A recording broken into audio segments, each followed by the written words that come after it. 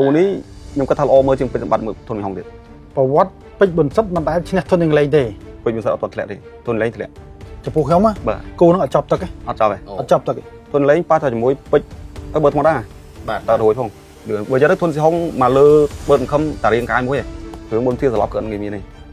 จังมามัดตั้งวิบซัวบอมโปในกรมโตรกุลขมายสวาโกมาการพอดแคสต์พิเศษไงนี่ยืงในเยี่ยมปีปฏิการ The Battle of Three Kingdom ถัดตาเกิดมาดอลปีเวลีนี้ชิ้นโจดอลปีเวลีมวยนาฮายได้กับลาโกแต่งอ้อบาคือบานเตรียมคลุ้นเมียนกาประกวดรุ่ยร้อนเหมือนกู้ฮายกาปีไงบนโจชนำต่อไปในจิตในไอตักในกรงไปเวงปุ่นแต่ยืงในซอยกาประกวดจะร้าวกู้เตียดจีบเสนั่นคือกูได้บอมโอนสลังกูได้บอมโอนความโตรจรานกูเมนเทนบอมโอนจังพอดแคสต์ยังไงนี่ยังนั่งในเยี่ยมปีกัมที The Battle of Three Kingdom หายมีนวอตเมียนบาคือพิวกินอยู่บาอย่าตับพิวกินอยู่โตเมนเทนตึงอันนั้นครั้งนี้มาสวากุมตามรอมาจุดดอลบอมบูนี่ได้ก็กระปุกตามมีนวอตเมียนตัวนี้ก็สวากุมดอลลูกพิรุมบาได้จีเนะความโตรกุนขมายแต่ไต่ขายสักกัมบาในเรือบดได้สักกุมจมูกในการความโตรบาจังตกสบายลูกพิรุมบานบาดสัวบอมวันนี้สบายบ่อันนี้มาอยากมันดูอยากสบายเลยสบายไปเงี้ยก็น่าบอมโอนจังไงนี่ยังเมาในเยี่ยมปีปฏิการบัตรทอลจู่จะตับบอมโอนมาจำนวนก็มีจำนวนเจ้าติดเงาดิขยมได้ขยมก็เงาได้แต่มันเงาจะนำในบอมโอนจังไงนี่ดำนางไอ้บอมโอนในกรมโตรกุลขมายโยสำนัวมาจำนวนมาสู้ตะการบอมวันนี้นั่งหลบไปรุมได้จีน่ะกรมโตรอย่างสกรรมแต่มาดองบ่าวก็น่ะแล้วนี่ยังโชว์บุคลิกกรรมที่ยังแต่มาดองกับไอ้บอมโอนรงจำอยู่บ่าแล้วยังยัยปีปฏิการ The Battle of Three Kingdom วันนี้กระทาอย่างไม่ได้ปฏิการนี่จับดาวบวกการม้าบ่ยังยัยក្នុងសង្គមគុនខ្មែរនេះខ្ញុំទៅតែជួបដែរណាព្រឹត្តិការណ៍បែបនេះសិស្សបានលុយគ្រូបានឡានមិនដែរបងកាត់កម្មវិធីហ្នឹងកម្មវិធីហ្នឹងគឺល្អហើយគឺកម្មវិធីប្លែកដែលមិនធ្លាប់មានពីមុនមកទេបាទហើយគាត់ថាយើងមាន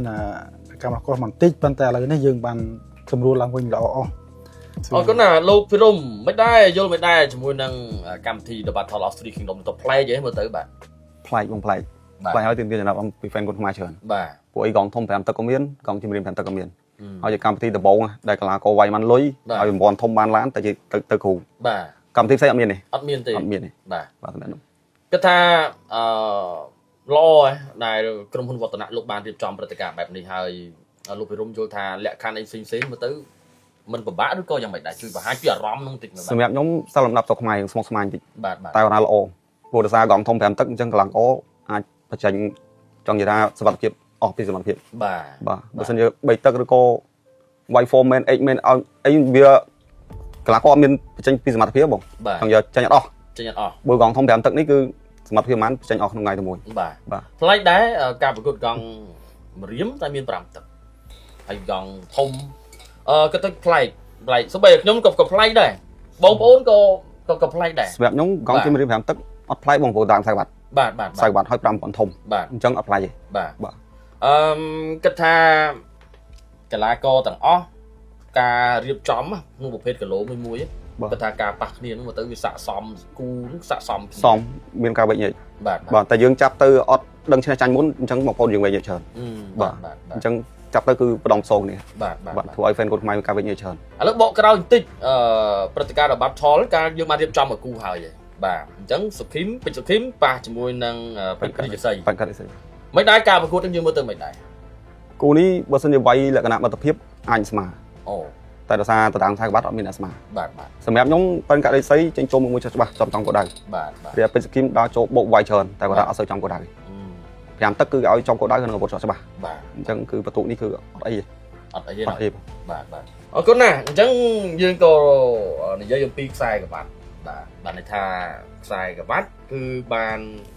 រៀបចំរួចរាល់ស្អាតការ design របស់ក្រុមហ៊ុនវឌ្ឍនៈលោកបកែមែនទេអញ្ចឹងសួរថាតើកីឡាករក៏មានសមត្ថភាពយកអត់ខ្សែក្រវ៉ាត់ដាក់នៅមុខហើយបាទអញ្ចឹងមុននេះខ្ញុំសួរថាតើក្នុងមួយក្លឹបមាន4រូបបាទក្លឹបរបស់លោកគ្រូថេន4នាក់គ្រូភៀ4នាក់គ្រូផាន់4នាក់ហើយការប្រកួតមុននេះគឺក្លឹបរបស់គ្រូថេនបានខ្សែក្រវ៉ាត់មួយហើយអញ្ចឹងឥឡូវយើងឈានចូលដល់ការប្រកួតក្រោយបើសិនជាអូថឥឡូវលោកគ្រូផាន់ប៉ះលោកគ្រូភៀបើលោកគ្រូផាន់ឈ្នះលើកនេះបានខ្សែក្រវ៉ាត់អត់ទេស្អែកគាត់ចាញ់មួយហើយបាទប្រកួតបន្ទាប់បាទប្រកួតបន្ទាប់នេះបាទប្រកួតបន្ទាប់ជាការប្រកួតរបស់ គូភេនឹងគូផាន់បាទរឿងគ្រូទាំងពីរហ្នឹងបើសិនកីឡាករណាឈ្នះខ្សែក្រវ៉ាត់ទី2នឹងបានទៅលើគាត់ហើយបានទៅលើគាត់ប៉ុន្តែហើយការប្រកួតបន្ទាប់ក៏ដូចគ្នាដែរទៅលើខ្សែក្រវ៉ាត់មួយទៀតប៉ុន្តែរੂតែគាត់ឈ្នះប៉ុន្តែខ្សែក្រវ៉ាត់3ហ្នឹងបានយើងឲ្យមួយម្នាក់ប៉ុន្តែបើសិនជាគាត់ចាញ់ទាំងអស់គឺមិនបានទេអត់បានទេបើឈ្នះតាមមកប្រកួតឈ្នះតាមម្នាក់ក៏បានដែរខ្សែក្រវ៉ាត់អញ្ចឹងបើថាលោកគ្រូផាន់គាត់នៅមានឱកាសយកខ្សែក្រវ៉ាត់មានទោះបីចាញ់ម្នាក់ពិតមែនប៉ុន្តែនៅ3រូបទៀតហ្នឹងបាទមិនដែរលោកភិរមគិតថាលោកគ្រូផាន់នៅសល់3រូបទៀតមិនដែរគិតថាភាគរយគាត់3នេះអញឈ្នះ3អ្នកឈ្នះ3បាទអូខ្ញុំឲ្យវារយច្រើនគ្រូផាន់វ៉ាវតែបន្ទាប់ពីគូភាគាត់ឈ្នះកីឡាករប៉ាន់កាត់រិស័យមួយមកគូថេនបាទគូថេននេះក៏សកម្មច្រើនដែរបាទព្រោះលោកគ្រូធនសុភាយ៉ាងយ៉ាត់គេទីតាំងសម្រាប់ខ្ញុំចាប់អារម្មណ៍លោកគ្រូភាគាត់និយាយដែរខ្ញុំនិយាយខ្ញុំសម្ដីគាត់មានប្រសាសន៍មកថាគាត់កូនសិស្សរបស់គាត់ហ៊ាននិយាយថាសំ80ទេកាលនោះគាត់ឲ្យគេ10 100បាទបាទគាត់យល់ពីសមត្ថភាពរបស់សិស្សគាត់ដល់ថាបច្ចេកទេសគាត់និយាយមិនហ្នឹងណាគាត់ធ្វើតម្លាក់ខ្លួនលាក់យទៅដើម្បីទៅត្រូវឯដៃគូយ៉ាងនេះតែកីឡាមើលមិនឃើញវាខ្លះពាក់ព័ន្ធសុខភាពពាក់ព័ន្ធនឹងការផ្្លាត់អីផ្សេងវាមានកត្តាច្រើនមើលឃើញបានទេហើយកីឡាលំដាប់នេះសុទ្ធតែមានផ្លែសម្រាប់រៀងខ្លួនយើងអាចប្រហែលបានទេទៅបងទៅដូចហាន់2អញ្ចឹងបាទឥឡូវយើងនិយាយខ្សែក្រវ៉ាត់បានថាមួយក្លឹបឧទាហរណ៍ដល់តែបានជាខ្សែក្រវ៉ាត់មាន3ហើយបាទអញ្ចឹងឈ្នះនឹងបានខ្សែក្រវ៉ាត់ប៉ុន្តែឧទាហរណ៍ថាអ្នកឈ្នះក្រោយទៀតអត់បានខ្សែក្រវ៉ាត់យកស្លាកជ័យហ្នឹងទៅបិទមិនដែរបងនេះបញ្ជាក់ឡើងនេះខ្ញុំសូមបញ្ជាក់មួយពាក់ព័ន្ធខ្សែក្រវ៉ាត់បាទខ្សែក្រវ៉ាត់យើងមាន3បាទតែកីឡារាល់កីឡាករទាំងអស់គឺវាយយើងមានស្លាកគីឡូហ្នឹងមកគេហៅថាស្លាកជ័យវាយដណ្ដើមស្លាកជ័យហ្នឹងកាលណាដែលឈ្នះគាត់យកស្លាកហ្នឹងទៅបិទនៅខ្សែក្រវ៉ាត់អូឈ្នះមួយបានបិទមួយវាយលើក្រោយមានក្លឹបនឹងទៀតវាយឈ្នះទៀតបានស្លាកជ័យនឹងទៀតយកទៅបិទទៀតអ្នកដែលមានស្លាកឈ្នះស្លាកជ័យនឹងច្រើនបិទខ្សែក្រវ៉ាត់គឺគាត់បានគ្រូបានទទួលរង្វាន់ធំគឺឡានខ្សែក្រវ៉ាត់ក៏បានឡានក៏បានហើយលុយបានសិស្សបាទគ្រូក៏បានដែរគាត់ថាដល់វគ្គប្រកួតហ្នឹងបានបច្ចុប្បន្នអីចឹងទៅបាទឥឡូវបងបញ្ជាក់លម្អិតបន្ថែមទៀតតាក់ទងជាមួយនឹង3ក្លឹបនេះតើប្រភេទគីឡូមានប្រភេទគីឡូណាខ្លះបាទ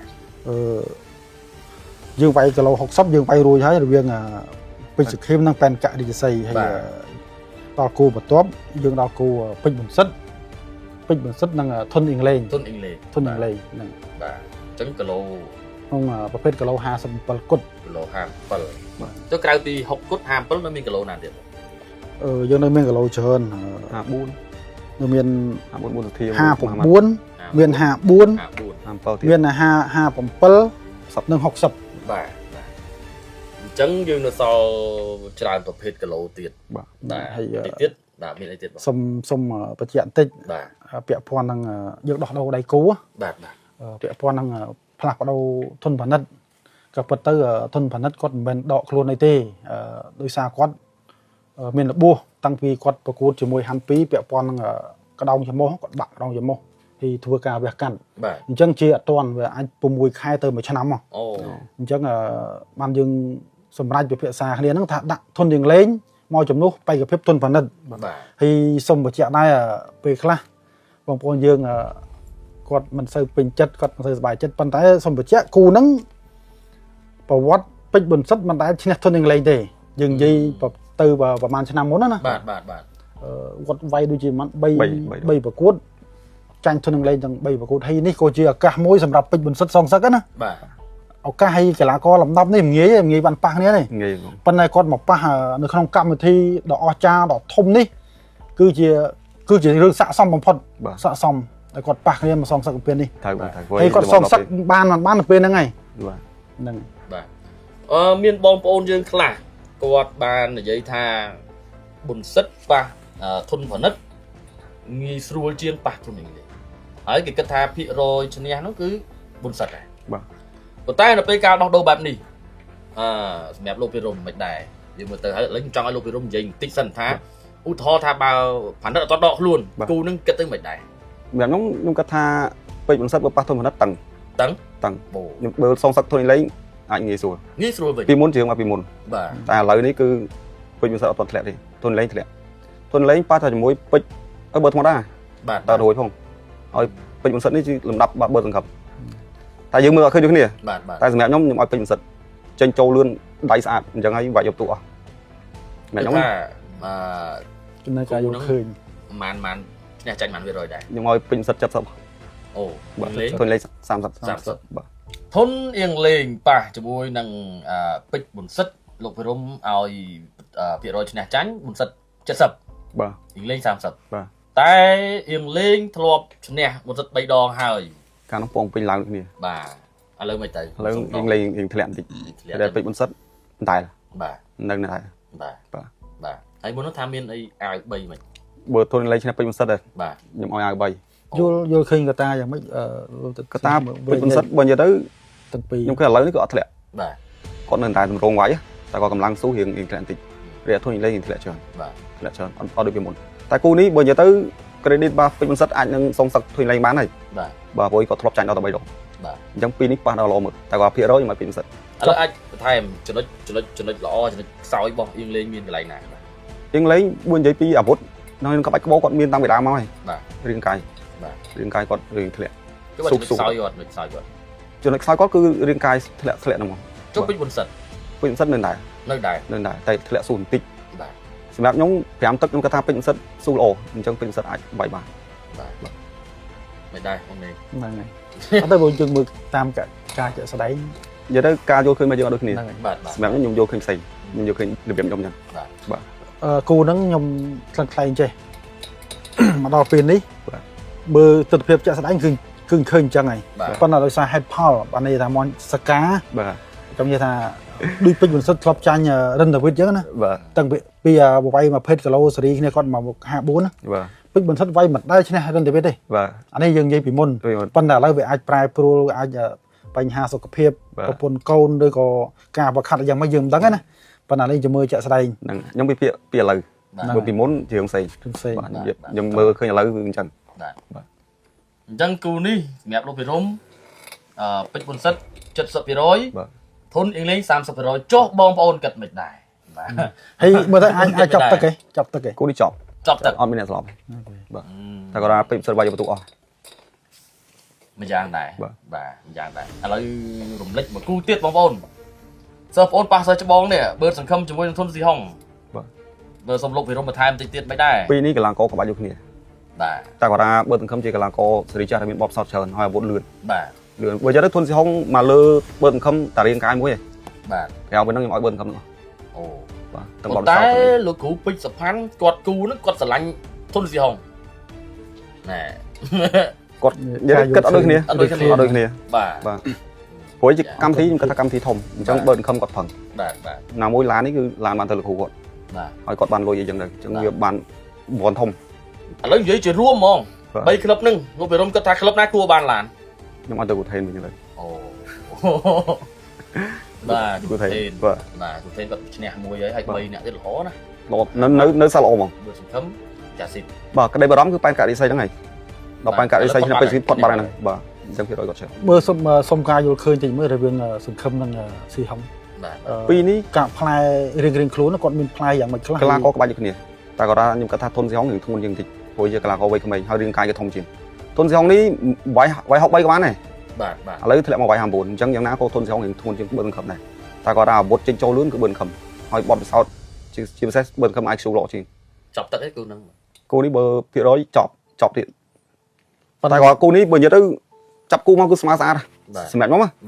តែគាត់មួយអាឡូបមុនមួយលើកក្រោយប៉ុន្តែពួកខ្ញុំសុំនៅកដាលប៉ុន្តែចំពោះខ្ញុំគូហ្នឹងអត់ចាប់ទឹកទេអត់ចាប់ទេខ្ញុំថាច្រើនផុត3ទឹកទេខ្ញុំគិតថាកីឡាករក្បាច់អាចចាប់ទឹកប៉ុន្តែនៅខាងណាមួយក្បាច់អាចនឹងអត់ចាប់គូហ្នឹងថាអត់ដឹងខាងណាប៉ុន្តែអត់ចាប់ទឹកទេអញ្ចឹងអាចនឹងចូលផ្លែខាងណាមួយទេខ្ញុំធ្ងន់ដូចគ្នាខ្ញុំខ្លាចតែធុនស៊ីហុងបុកអត់ឲ្យបឺនខឹមដងហើមខ្លាចប៉ុណ្្នឹងឯងបើសិនវាយមួយបច្ចេកទេសគឺចប់ហ្នឹងហើយបាទលោកបរមថាចាប់ទឹកបងនេះថាអត់ចាប់ទឹកទេខ្ញុំសឹងថាពោះពីរហ្នឹងគឺផ្លែឲ្យតែចូលមុតដូចគ្នាធ្ងន់ដូចគ្នាបាទកាចដូចគ្នាផ្លែសម្រាប់មានរៀងខ្លួនបាទខ្ញុំសឹងថាចាប់ទឹកសឹងគ្រប់គូអត់ចាប់ទឹកចាប់ទឹកអត់ចាប់ទឹកតែបកគូឯងតែខ្ញុំគិតអញ្ចឹងពេញបាត់មួយធុនស៊ីហុងបាទបងប្អូនភាគច្រើនគាត់កំពុងតាមដានតែបកគូដែលកំពុងផ្ទុះនេះធុនវិញហុងហ្នឹងពេញសម្បត្តិតែបងប្អូនប្រយ័ត្នរំលងគូផ្សេងទៀតសុទ្ធតែជាគូដែលជក់ចិត្តបាទ បើសង្ឃឹមជាមួយនឹងមិញហុងបានស៊ីហុងបានយល់ហើយបាទឥឡូវយើងទៅបន្តទៀតបងគូបន្តទៀតយើងដល់គូបុណ្យសទ្ធាអូខេបាទនឹងមហាម៉ាត់ខ្ញុំចង់ដឹងគូនឹងដែរឥឡូវបងនេះនិយាយមិនបាច់ដែរគូនឹងវាយក្នុងប្រភេទគីឡូណាត់គ្នា55គីឡូក្រាមគុតបាទហ្នឹងហើយបាទដូចគ្នាគូនឹងអត់ទេគូនឹងដូចគ្នាប្រភេទកីឡាករបុកដូចគ្នាអត់ថយទេបាទអញ្ចឹងមហាម៉ាត់គាត់ខាន់ការប្រកួតយូរដែរហើយបុណ្យសទ្ធាក៏គាត់មានការប្រកួតរឿយបាទអញ្ចឹងគូនឹងបុចំពោះខ្ញុំថាមិនលើសមិនខ្វះគ្នាប៉ុន្មានទេអត់លើខ្វះគ្នាប៉ុន្មានអត់លើបងហើយ5ទឹកប៉ះនេះកងធំ5ទឹកនៅក្នុង5ទឹកបងខ្ញុំយកឃើញមិនពីរនេះស៊ូល្អដូចគ្នាតែគាត់ថាបុណ្យសទ្ធាស្រាជាងតែប៉ុណ្្នឹងតែបើផ្លែបុណ្យសទ្ធាមុតជាងបាទពីរនេះគេរកខ្ញុំឲ្យបុណ្យសទ្ធាអូបាទមហាម៉ាត់គាត់ទៅជាកីឡាករវ័យក្មេងអាវុធវែងបាទហើយរាងកាយល្អស៊ូល្អយល់ឃើញយ៉ាងម៉េចហើយផ្លែយ៉ាងម៉េចដែលថាបុណ្យសទ្ធាអាចឆ្នាំមហាម៉ាត់កែងខ្ញុំអត់មហាម៉ាត់ក៏ចេះកែងហ្នឹងតែចូលមកបុណ្យសទ្ធាបុកកែងទៅហើយបាទចូលពាក់ព័ន្ធជង្គង់កាច់អីមើលយ៉ាងម៉េចបុណ្យសទ្ធាអត់ចាញ់ទាំងអស់ចាញ់តែស្រាលមួយឯងបាទចាញ់តែស្រាលបុណ្យសទ្ធាបើនិយាយទៅអាវុធមុតជាងធនផលិតទៀតបាទបុណ្យសទ្ធាបើមើលចំគាត់ថាបុណ្យសទ្ធាស្រាលជាងនេះបាទហើយបុណ្យសទ្ធាគឺបាត់ចេះឈឺទេបាទរឿងបុណ្យសទ្ធាសន្លប់ក៏អត់ងាយមានទេអញ្ចឹងមហាម៉ាត់តឹងមហាម៉ាត់តឹងបាទគូនេះបើនិយាយទៅខ្ញុំឲ្យបុណ្យសទ្ធា60មហាម៉ាត់40ដូចចំពោះខ្ញុំគូនេះខ្ញុំពិបាកទាយនិយាយត្រង់ទៅពិបាកទាយពិបាកដូចគ្នាបងពិបាកដូចគ្នាហើយគូនធានាពេញ5ទឹកពេញគូនេះដល់ចប់ពេញ5ទឹកដល់ចប់មួយយ៉ាងដែរបាទមួយយ៉ាងដែរអញ្ចឹងបងប្អូនទស្សនាអាចបញ្ចូលខមមិនមកបងប្អូនខមមិនផងណាបងប្អូនគិតដូចលោកពីរុំហើយគិតដូចបងខ្ញុំគិតថាខ្ញុំដឹងតែគិតខុសខ្ញុំហើយបាទបងប្អូនខមមិនផងណាបងប្អូនណាខ្ញុំចង់ដឹងមតិបងប្អូនដែរបាទឥឡូវទៅបន្តទៀតពេជ្រអតិទេពជាមួយនឹងប៉ែនកយ៉ាស៊ីនគូនេះខ្ញុំគិតថាល្អមើលជាងពេជ្រសម្បត្តិមើលធនហុងទៀតគិតដូចខ្ញុំដែរគូនេះខ្ញុំគិតថាល្អមើលជាងគេក្នុងកំងដូចគ្នាណាខ្ញុំក៏គិតចឹងដែរណាព្រោះជាកីឡាករបុកដូចគ្នាបាទបុកឲ្យល្អដូចគ្នាតែគាត់ថាពេលទេពយើងដឹងថាល្អដល់ដៃបាទតែគាត់ដៃពេលទេពធ្ងន់បាទអញ្ចឹងយ៉ាស៊ីនចូលមកអញត្រូវបាទខ្ញុំឲ្យ200ទៅពេលទេពទៀតជួយតេតូមួយកម្លាំងយ៉ាស៊ីនមួយអតិទេពមើលទៅមិនដែរបើនិយាយទៅបើនិយាយពីស៊ូពេលទេពចាញ់យ៉ាស៊ីនហើយបាទតែគាត់ថាភាពធ្ងន់វាធម្មជាតិរបស់ពេលទេពនេះគឺពេលទេពមានតែមក្នុងហ្នឹងបាទនិយាយទៅយ៉ាស៊ីនធ្លាប់ប៉ះកីឡាករល្អច្រើនតែគាត់ថាអត់ទាន់ជួបអ្នកធ្ងន់ពិតប្រាកដបាទលើកនេះជួបរបស់ពិតអញ្ចឹងអាចនឹងយ៉ាប់បាទបើនិយាយទៅខ្ញុំគិតថា2ទឹកដំបូងគឺពេលទេពបាយយកទូអស់ហើយបាទតែទឹកទី3ទឹកទី4ទឹកទី5បើពេលទេពអាចទប់បានជាងម្ដងផ្សុំភាគរយច្រើនគឺពេលទេពគូនេះចប់ទឹកទៀតហើយបងរំគិតថាគូនោះភាគរយខាងណាពេលទេពបាទពេលទេពនិយាយពីចំណុចល្អរៀងខ្លួនបាទល្អរបស់យ៉ាស៊ីនបើនិយាយទៅជាកីឡាករវ័យក្មេងអាវុធវែងស៊ូល្អរាងកាយល្អបើនិយាយពីចិត្តវិញចិត្តជាកីឡាករប្រភេទបុកតែពេលទេពក៏ជាកីឡាករបុកដែរតែគាត់ថាបើសិនជាកីឡាយើងល្អណាមួយយើងល្អច្បាស់ដូចពេលទេពល្អដៃតែគេល្អច្បាស់ឲ្យគេធ្ងន់អញ្ចឹងក្នុងមួយទឹកពេលទេពបាយពុះទឹកតែ4 5ដៃឬ1 7ដៃឲ្យចំបាទភាគរយអាចយ៉ាស៊ីនខូចពុះទឹកបាទយ៉ាស៊ីនមកនិយាយស្ទើរជើងក្រោមនឹងពុះទឹកហើយក្រៅពីហ្នឹងយ៉ាស៊ីនល្អទាំងអស់អូអាវុធគ្រប់គ្រឿងចេញចូលលឿនបាទបើខ្ញុំវិញគូនេះខ្ញុំថាអាចនឹងបញ្ឈប់ដោយការបែកបើមិនខាងណាបែកទេណាបើបែកពេលទេហ្នឹងព្រោះពេលទេអត់សូវចេះកាយពោះមុតណាហើយផ្លែនិយាយពីផ្លែនិយាយទាំងពីរហ្នឹងបូដូចដៃកដាប់ដៃអាទិទេពដឹងស្រាប់ហើយបាទតែគាត់ចូលមុងតុងចូលសັບយើហើយគឺក៏បាក់ទុំគាត់ណាពេលទេជំនាញបែកពុះទឹកអញ្ចឹងយ៉ាស៊ីននឹងស្ទើរពុះទឹកយ៉ាស៊ីនគឺកីឡាករតោងវៃស្អិតយ៉ាស៊ីនគឺស្អិតហ្មងស្អិតហើយកាយស្អាតអញ្ចឹងអាគូហ្នឹងបើប្រហែសអាចនឹងបញ្ចប់ទឹកទៀតអាចនឹងបែកទៀតបាទគូនេះបើឲ្យសន្លប់ខ្ញុំគាត់ថាអត់សន្លប់ទេអាចនឹងបែកប្រឈប់ឬក៏ពេលទេបែកប្រឈប់យ៉ាស៊ីនឲ្យប៉ុណ្្នឹងឯងអាចខូចពុះទឹកគូនេះដឹងតែក្រៅហ៎ល្អមួយខ្ញុំថាល្អមួយជាងគេគូនេះដឹងតែផ្អើលហ្មងបានថាល្អមួយជាងគេចិត្តសឿងដូចគ្នាបុកដូចគ្នាក៏ឡើងមកល្អដូចគ្នាបាទបងនិយាយពីដៃអាទិទេពដឹងល្អជាងល្អប៉ុន្តែបើថាបើសិនជាឡាំបិណ្ឌជង្គង់ថាដូចជាអាទិទេពគាត់យ៉ាស៊ីនដូចជាចូលមកត្រូវហើយពីទុនបណ្ឌិតចឹងបាទពីទុនបណ្ឌិតហ្នឹងចូលមកប្រហែលអាហ្នឹងយើងនិយាយពីផ្លែមួយយ៉ាងម្នាក់ហើយបើនិយាយឲ្យទៅហាត់ពេញបងបើនិយាយពីកែងយ៉ាស៊ីនកែងច្បាស់ជាងអាទិទេពកែងល្អជាងកែងល្អជាងមុតជាងបើទាត់ដូចជាមិនសូវប្រមាណទេរ៉ាំសងនេះការទាត់បើនិយាយម៉ាត់លើទាត់ជាងក្រុមគ្នាប្រភេទពីរហ្នឹងតែយ៉ាស៊ីនល្អកែងជាងតិចតែប៉ុណ្្នឹងឯងផ្លែរៀងខ្លួនមានផ្លែរៀងខ្លួនគូនេះបើនិយាយពេលទេពចាញ់តែមកស៊ូឯងខ្ញុំហ៊ាននិយាយចឹងបងបើសិនពេលទេពហាត់ស៊ូឲ្យវាយដូចកាមួយធនបណ្ឌិតអញ្ចឹងយ៉ាស៊ីនក៏យ៉ាប់ដែរឲ្យតែពេលទេពបានដូចគូនេះខ្ញុំថា វាយ5ទឹកបើសិនជាអតិទេព3ទឹកវាយមិនរាប់ឬក៏មិននេះ បាទ ផុតពី3ទឹកអាចយ៉ាប់សួររបស់យ៉ាស៊ីនវិញ យ៉ាប់តង់ណា នេះការយល់ឃើញរបស់ខ្ញុំណា ដូចគ្នាបងដូចគ្នា បាទ យើងចូលមកកាន់មកគូទៀតបាទធនមេងហុងនិងពេជ្រសម្បត្តិបាទកំពុងតែផ្ទុះ Facebook អូសមកឃើញហ្មង បាទ គូនេះដែលជាជំនួសបានថាគូហ្នឹងមែនទែនបងប្អូនចង់ឲ្យប៉ះគ្នាហ្នឹង គូចុងក្រោយ ឥឡូវហ្នឹងប៉ះហើយប៉ះហើយនោះព្រឹត្តិការណ៍ធំទៀតលោកវិរមមិនដែរ គូនេះដំបងខ្ញុំឃើញថាល្អតែខ្ញុំឆ្ងល់បងហេតុអីគាត់ដាក់គូនឹងបន្ទាប់ពីគូនឹងតែគូក្រោយតែខ្ញុំណា បាទ ដល់ឆ្ងល់ហ្នឹងទៅដូចបងប្អូនមហាជនគាត់ឆ្ងល់ចឹងដែរ បាទ ឧស្សាហ៍គូហ្នឹងយើងលើកទឹកលោកដាក់ទៅពេលខ្លះកីឡាករគាត់ជាប់កម្មវិធីផ្សេងអញ្ចឹងទៅណាអញ្ចឹងយើងក៏ថាកុំឲ្យទៅដកអីចេះក្រុមហ៊ុនក៏លើកតាមមករហូតទៅលើកទុកដាក់ទៅមកចែកដនយើងដាក់ចំមួយថ្ងៃ10បាទចំថ្ងៃ10វាចែកដនអីកម្មវិធីផ្សេងនោះមកចាប់ស្កាត់យើងដូចថ្ងៃមុនអញ្ចឹងណាអញ្ចឹងបានធ្វើឲ្យយើងមានបញ្ហាមកដល់ពេលនេះយើងក៏ក្រុមហ៊ុនក៏លើករហូតលើកមកបន្តហ្នឹង បាទ សម្រាប់ខ្ញុំគូនេះបើនិយាយទៅបងប្អូនចង់ប៉ះគ្នា បាទ តែគាត់ថាបន្ទាប់ពីធនមីហុងចាញ់កីឡាករចិនមក credit ធនមីហុងយើងធ្លាក់បន្តិចតែនៅតែល្អមើលព្រោះទោះចាញ់កីឡាករចិនតែកីឡាករគុនខ្មែរយើងមួយចំនួនក៏ហ៊ានប៉ះទេសម្រាប់កងជំរាបមួយពេជ្រសម្បត្តិណាអញ្ចឹងមានធនមីហុងទេសម្រាប់ខ្ញុំបើសិនជាធនមីហុងមានឱកាសអាចសងសឹកកីឡាករចិននេះបានណាអាចមាន credit ប៉ះពេជ្របានដែរបើសិនជាអាចសងសឹកកីឡាករចិននឹងបានមុនប៉ះពេជ្រសម្បត្តិអញ្ចឹងគូពីរនេះបើសិនជាធនមីហុងអាចសងសឹកកីឡាករចិននេះបានមកប៉ះពេជ្រសម្បត្តិគឺដឹងអើបាទ គូហ្នឹងមុនប៉ះគ្នាគឺគាត់និយាយទៅស្ដាវាយលក្ខណៈអន្តរជាតិមកប្រកួតដូចគ្នាទៀតមើលទៅដល់គាត់ជួបគ្នាប៉ុន្តែគាត់ជួបគ្នានៅឆ្ងាយអញ្ចឹងបានរាល់ការជួបហ្នឹងគឺគាត់មានពេលវេលាហាត់ពេញលេញម៉ោងសានេះគឺពេញលេញទាំងអស់គឺមិនក្រោម15ថ្ងៃទេបាទគាត់ត្រៀមពេញលេង ហ្នឹងហើយពេញលេងគូនេះហើយគូនេះយើងបាច់និយាយក៏បងប្អូនមហាជនក៏គាត់គិតច្រើនទៅលើពេជ្រសម្បត្តិស្ទើរតែ 70% 80% ប៉ុន្តែកុំភ្លេចគូនេះវាស្អាតតាន់នៅគ្នាដែរប៉ុន្តែគាត់ថាឃើញតម្រង់ចុងក្រោយរបស់មីហុងក៏ចាញ់កីឡាករចិនដល់ធ្វើអញ្ចឹងទៅធ្វើឲ្យមហាជនគាត់បាក់ទៅលើសម្បត្តិគិតកាន់ច្រើនដំបងគូនេះ50-50ហ្នឹងហើយបាទ50-50តែបន្ទាប់ពីតម្រង់វាយចុងក្រោយរបស់ធនមីហុងបាត់ចាញ់កីឡាករចិនមកធ្វើឲ្យធនមីហុងនេះធ្លាក់ credit ខ្លាំង ហ្នឹងហើយខ្ញុំក៏មើលឃើញអញ្ចឹងដែរគូនេះបើយើងនិយាយពីអ្នកគាំទ្រវិញអ្នកគាំទ្ររបស់ពេជ្រសម្បត្តិច្រើនជាង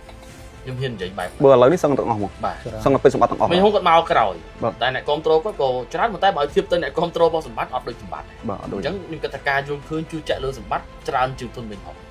អ្នកគាំទ្រជាងផ្សេងតែ credit បាទ credit ធនមីហុងបើនិយាយទៅអត់ចាញ់កីឡាករចិននេះវាយពេជ្រសម្បត្តិបានព្រោះ Run David វាយទៅ2ទឹកទេរីឯពេជ្រសម្បត្តិវាយ Run David អត់ចាប់ទឹកបងប្អូនយើងខ្លះគាត់ថាគូនឹងមិញហត់ដល់កម្រិតប៉ះសម្បត្តិតែសម្រាប់ខ្ញុំគឺគេថាប៉ះបានហើយបានហើយគេមានខ្សែគាត់សម្រាប់ទៅប៉ះបានហើយអូណាមួយបើសិនជាគូនឹងអត់ប៉ះគ្នាតើយកកីឡាករណាមកវាយធនមីហុងបានអត់មានទេស្រុកខ្មែរអញ្ចឹងបានមុននឹងឈានមកជួបសម្បត្តិហ្នឹងគឺខ្ញុំបានរៀបគាត់ពាក់ព័ន្ធកង់ចេញរៀមច្រើនហើយប៉ះជើងខ្លាំងរៀមច្បងជើងច្រើនហើយថ្មីមិនជាយូរប្រហែលក៏ខ្ញុំក៏ដាក់ខ្សែក្រវ៉ាត់5ទឹកជាមួយរិនដេវីតមួយទៀតឲ្យឆ្លងណាជាក់ស្ដែងគាត់ព្រួលរិនដេវីតដូចជាមកទឹក2ហ្នឹងទឹក2អញ្ចឹងបានន័យថាសមត្ថភាពគាត់មកដល់ពេលនេះគឺគាត់អាចប៉ះបានហើយគាត់ថាវាចែកដន់វារឿងតែចែកដន់មួយនេះគាត់ប្រកួតចុងក្រោយនេះគាត់មកចាញ់កីឡាករចិនហ្នឹងដោយសារនិយាយទៅការចាញ់នេះមិនថានេះដោយអារម្មណ៍គាត់មិនមូលគាត់មហិច្ឆតាគាត់ចង់វាយចិនហ្នឹងឲ្យឆាប់ស្លាប់ហ្មងទៅពេលអញ្ចឹងគាត់ទៅបតេងបតង់ញ៉ៃពេកទៅក៏ផ្លាត់ចិនមួយអានេះតាមការមើលឃើញរបស់ខ្ញុំណាសម្រាប់ខ្ញុំគាត់ចង់ឲ្យដាច់ផឹងដើម្បីសម្រាប់ម៉ូទ័រសង្ស័យបងប្អូនណាចង់ឲ្យចប់ទឹកមួយហើយមិនបានថ្ងៃ17បាយបានទៀតឬក៏ថ្ងៃ10អីចឹងទេអរគុណឥឡូវយើងមកនិយាយរឿងលក្ខខណ្ឌការប្រកួតទឹកនីមួយឈ្នះតែបានទឹកប្រាក់ផ្សេងគ្នាអូនេះលំអិតឡៃនឹងបន្តិចមកទឹក1មិនដែរទឹក2មិនដែរទឹក3មិនច្រើននេះគេខ្ញុំឃើញទឹកប្រាក់ទឹក3នឹងច្រើនណានឹងឆ្ងឡៃមិនដែរអូទឹកតាមទឹកនីមួយអញ្ចឹងបជាអញ្ចេះបាទកីឡាករបើវាយសឡប់បាទទឹក1បាន15លានបាទបើវាយសឡប់ទឹក2 10លានវិញបាទតែបើវាយមកសឡប់ទឹក3ឡើងវិញ20លាន ចុះបើសិនជាអត់ស្លាប់តែគ្រាន់តែឈ្នះអ្នកបន្ទូ មិនទៅឈ្នះបន្ទូបូវាយ5ទឹកបាទហេជួនកាល ទៅចប់5ទឹក អត់ទេ 5ទឹក បើចប់5ទឹកបាន10លានវិញ តែបើស្លាប់ បើស្លាប់យើងបានតាមទឹកទឹកនីមួយៗហ្នឹង ត្រូវបាទបន្ថែមទៀតបន្ថែមទៀត ហើយពាក់ព័ន្ធនឹងតាមទឹកហ្នឹងយើងទុកបោកដកនៅពេលដែរក្លឹបនីមួយៗឧទាហរណ៍ទៅក្លឹបគូផាន់គូភាគូថេនហ្នឹង បាទ ឲ្យឈ្នះ3ដូចគ្នា បាទ 3ដូចគ្នាអញ្ចឹងយើងមកបោកតាមទឹកនីមួយៗនេះចំនួនទឹកលុយដែលគាត់វាយតាមទឹកហ្នឹង បាទ ឧទាហរណ៍ថាសិស្សគូផាន់ បាទ ឈ្នះទឹក3 បាទ អញ្ចឹងគាត់ទឹកលុយគាត់ច្រើនជាង បាទ អស់មើលគូថេនមើលទៅគាត់ឈ្នះទឹក2អញ្ចឹងទឹកលុយតិចច្រើនជាងតិចជាងទៀតអញ្ចឹងយើងបោកតាមទឹក បាទ មិនតែវាយសន្លប់ទឹកមួយហ្នឹងមានអត្ថភាពឈ្នះហើយណា បាទអូ អញ្ចឹងយើងយកចំនួនតាមទឹក បាទ នៅក្នុងទឹកប្រាក់នេះ អញ្ចឹងបានដាក់វត្តផងវា អ្នកខ្លះគេតាំងវាយសន្លប់ទឹកមួយអត្ថភាពគឺឈ្នះហើយបាទមិនមែនទេទឹកមួយនៅគ្រប់ទឹក3អញ្ចឹងរាល់ការស្រួលដៃគូទាំងអស់គឺយើងផ្ដោតមកលើទឹក3 បាទ ហ្នឹងបើក្នុងករណីដែលថាឈ្នះ3នាក់ដូចគ្នាឬក៏2នាក់ដូចគ្នាអញ្ចឹងណា បាទ ប៉ុន្តែវាមិនចែកដល់ថ្នាក់នោះទេ យើងប្រ កា កាស បើសិនជាស្មើគ្នាទាំងអស់ទឹកប្រាក់ក៏ស្មើដួលដៃគូកូននីតិដូចគ្នា បាទ បាទដូចគ្នាទេ គ្នាទាំងអស់ឧទាហរណ៍ដូចគ្នាទាំងអស់តែត្រូវធ្វើអីទៀត ដូចគ្នាទាំងអស់ទៀតយើងមើលក្នុងវិនាទីនៃការបដូរក្នុងទឹកហ្នឹងមិននីតិមិនដូចគ្នាទេពិតជាខុសគ្នាទៀត បាទ ហើយបើសិនជាស្មើគ្នាទៀតយើងដូចជាមានចាប់ឆ្នោត អូ ក៏មុនចាប់ឆ្នោតទៀត បាទអញ្ចឹងបើថាបើស្មើគ្នាបើស្មើគ្នាទាំងអស់ហ្មងទាំងវិនាទីទាំងផ្ដួលអញ្ចឹងចុងក្រោយមានតែក្រុមហ៊ុនគាត់ចាប់ឆ្នោតហើយ បាទ អញ្ចឹងពឹងលើសំណាងវិញ វាមិនដល់ថ្នាក់ហ្នឹងទេហ្នឹងហើយ បាទ អានេះគាត់ថាយើងកន់អស់បើសិនជាករណីនឹងកើតឡើង បាទអរគុណអញ្ចឹងជឿជាក់ថាបងប្អូនក៏បានជ្រាបដែរបាទដោយសារបងប្អូនច្រើនតាមរយៈអ្នកស្គាល់ខ្ញុំក៏បានសួរដែរថាមិនទៅអញ្ចឹងតាមរយៈកម្មវិធីរបស់អត់គេយើងនេះយើងបានជម្រាបបងប្អូនអត់បន្ថែមដែរ ហ្នឹងហើយចង់បញ្ជាក់មួយទៀតរឿងខ្សែក្រវ៉ាត់ហ្នឹងបងប្អូនខ្លះគាត់នៅតែឆ្ងល់ បាទមិនទៅបងមិនទៅ ខ្សែក្រវ៉ាត់ហ្នឹងបញ្ជាក់ឲ្យមួយសារទៀតគឺខ្សែក្រវ៉ាត់បានទៅក្លឹបបានទៅគ្រូ បាទ សិស្សគាត់ឲ្យវាយយកស្លាកជ័យក្នុងប្រភេទគីឡូគាត់ហ្នឹងទេយកទៅបិទបើគាត់ឈ្នះ3នាក់គឺបើគាត់បានស្លាកជ័យ3ទៅបិទ បាទ ឈ្នះទឹក4ឈ្នះទឹក4បានស្លាកជ័យទៅ4បិទគាត់បានឡាន បាទ សិស្សបានលុយគ្រូបានឡាន បានខ្សែក្រវ៉ាត់ទៀត បាទ អាហ្នឹងសូមបញ្ជាក់ បាទ ឲ្យអស់ចម្ងល់ណា កម្មវិធីនេះប្លែកជាងគេថងនេះ ហ្នឹងហើយ ប្លែកខ្ញុំគិតថាមិនត្រឹមតែប្លែកទេលើកទី1ក្នុងប្រទេសកម្ពុជាយើង បាទហើយកងធំ5ទឹកទៀត បាទ ហើយសង្ឃឹមថាបងប្អូននឹងមានការគ្រប់គ្រងឲ្យមានការជជែកវែកញែកឲ្យបានច្រើនហើយកម្មវិធីក្រុមហ៊ុននឹងពិចារណានឹងធ្វើបន្តទៀតហើយយើងនឹងមានក្លឹបផ្សេងទៀតចូលរួមអញ្ចឹងសូមបងប្អូនចូលរួមគ្រប់គ្រងឲ្យបានច្រើន បងប្អូនយកឃើញចំណេញច្រើន បាទ កីឡាករគុនខ្មែរទាំងអស់ បាទ ហើយមន់ធំគឺបានទៅគ្រូ បាទ អត់ងាយមានទេអ្នកខ្លះវាយបានឡានតែបានទៅសិស្សទេ បាទ ហើយលើកនេះបានទៅគ្រូតែគាត់ថាកីឡាករក៏បានក្រេអីតាមហ្នឹងទៅ បាទ សម្រាប់ខ្ញុំហូបខ្មែរសុទ្ធហើយយើងត្រូវទៅគាំទ្រសម្រាប់ខ្ញុំបើយកកីឡាករបរទេសមកច្រើនពេកហើយដាក់កីឡាករគុនខ្មែរយើងម្នាក់អីទៅវាយខ្ញុំអត់ចំណេញទេសម្រាប់ខ្ញុំគិតអត់ចំណេញទេ បាទ កងធំ5ទឹកនេះគឺគុនខ្មែរយើងហើយយើងសិតតែកីឡាករគុនខ្មែរមកហូបខ្មែររបស់យើងសុទ្ធមក បាទ អញ្ចឹងគិតថាល្អសម្រាប់គុនខ្មែរសម្រាប់ fan គុនខ្មែរក៏គាំទ្រកម្មវិធី បាទជាការពិតខ្ញុំនៅតែសរសើរទៅដល់ក្រុមហ៊ុនវឌ្ឍនៈអ្នកអង្គការសម្អាងវឌ្ឍនៈដល់លោកមានភាពច្នៃប្រឌិតណាបាទលោកជំរុញលោកគាំទ្រលោកឧបត្ថម្ភទឹកចិត្តល្អមែនទែនសម្រាប់ក្រុមហ៊ុនវឌ្ឍនៈ ហើយចំណេញគុនខ្មែរ ចំណេញ ចំណេញ បាទហើយលោកនាំគុនខ្មែរទៅក្រៅប្រទេសទៀតឥឡូវនេះរៀបព្រឹត្តិការណ៍ The Battle of Three Kingdom នេះគេថារដូវកាលទី1បាទជោគជ័យបងគាំទ្រច្រើនក្លឹបផ្សេងត្រៀមខ្លួនបាទអាចនឹងមានរដូវកាលទី2ទី3ទី4នេះទៅបាទ ហ្នឹងហើយបើវាក្រោយប្រហែលជា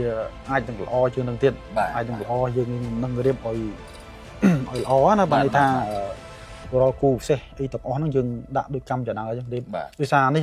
ជាការរៀបដំបូងហើយដោយសារវាមានការដែលអត់អូលបន្តិចប៉ុន្តែនេះជាបទពិសោធន៍មួយដែលយើងគួរតែចងចាំហើយយើងនឹងកែប្រែនៅពេលក្រោយបាទមានលើកោដល់ល្អហើយបាទសម្រាប់ខ្ញុំស្មុគស្មាញបន្តិចតែល្អព្រោះឯសារលំដាប់ខ្មែរប៉ះគ្នាអញ្ចឹងឃើញពីសមត្ថភាពកីឡាករពិតទៀតបាទហើយកងធំ5ទឹកពាក់ព័ន្ធប្រាក់រង្វាន់នេះតម្លៃខ្លួនផ្សេងប្រាក់រង្វាន់ផ្សេងបាទអ្នកលេខ2ហ្នឹងក៏បានចង់និយាយថាអ្នកចាញ់ក៏បានអ្នកឈ្នះក៏បានតម្លៃខ្លួនផ្សេងប្រាក់រង្វាន់ផ្សេងគ្រូបានឡានបានខ្សែក្រវ៉ាត់បាទ សម្រាប់ខ្ញុំល្អត្រង់ថាកីឡាករគុនខ្មែរប៉ះគ្នាឲ្យកងធំ5ទឹកអាហ្នឹងខ្ញុំឃើញថាល្អហ្មងខ្ញុំបើប្រាក់អំបនធំកម្មវិធីផ្សេងក៏មានដែរតែគាត់ថាកម្មវិធីនេះល្អត្រង់ថាកងធំ5ទឹកហើយខ្មែរប៉ះខ្មែរអញ្ចឹងឲ្យដឹងពីសមត្ថភាពកីឡាករគុនខ្មែរបើនិយាយទៅ5ទឹកនេះគឺដឹងពីសមត្ថភាពកីឡាករប៉ិតហ្មងអញ្ចឹងល្អសម្រាប់គុនខ្មែរសរុបចុងក្រោយក្លឹបណាបានឡើងគ្រូណាបានឡើងខ្ញុំពីរយឥឡូវខ្ញុំដូរដែរពីមុនថាគូផាន់ឥឡូវមកទៅគូថេនគូថេនយល់ឃើញថាកីឡាករគូថេននៅទាំង3រូបហ្នឹងតើ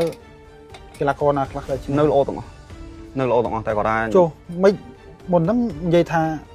អាទិទេពឲ្យវារយទៅអាទិទេពពីរយខ្ញុំឲ្យកីឡាករគុនខ្មែរខ្ញុំប៉ុន្តែដល់ពេលបានឡើងទៅគូថេន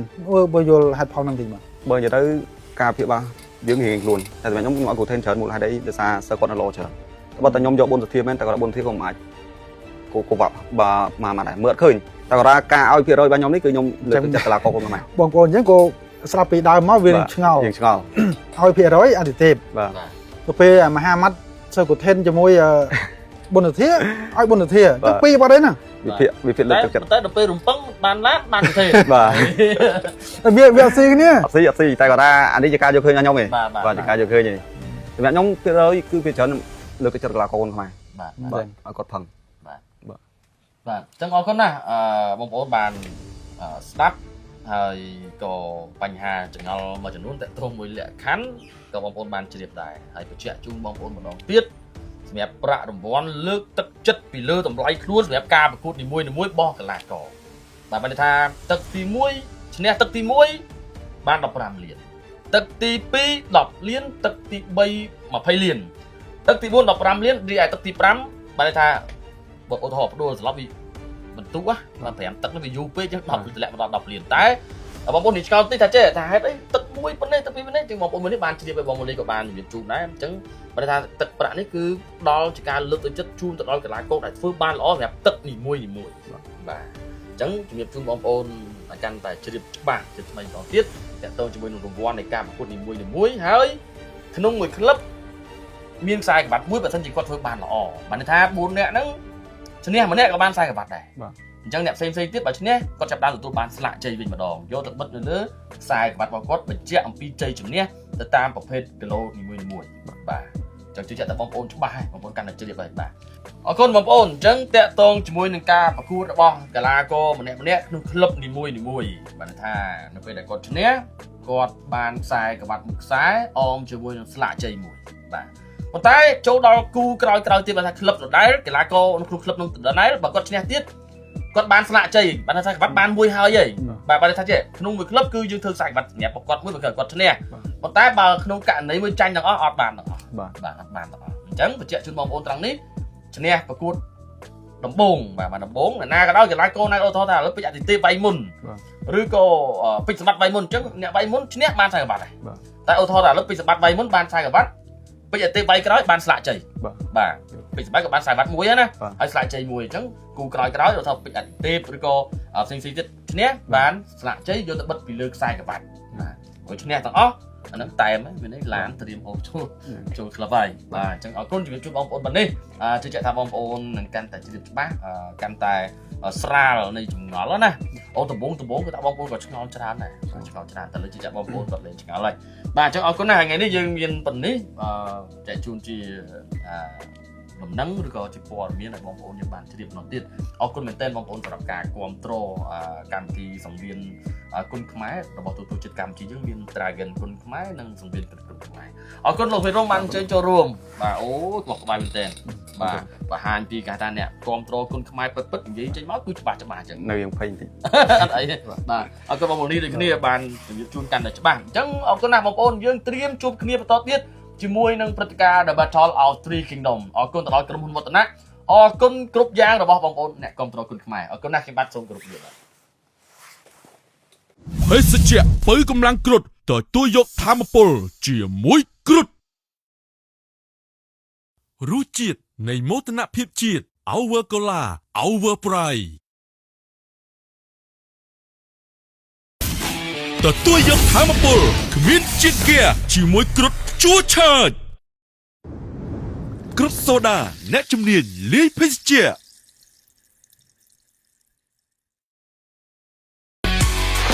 ភេសជ្ជៈបើកម្លាំង Dragon ថាមពលថ្មីចម្រាញ់ពីយិនសិន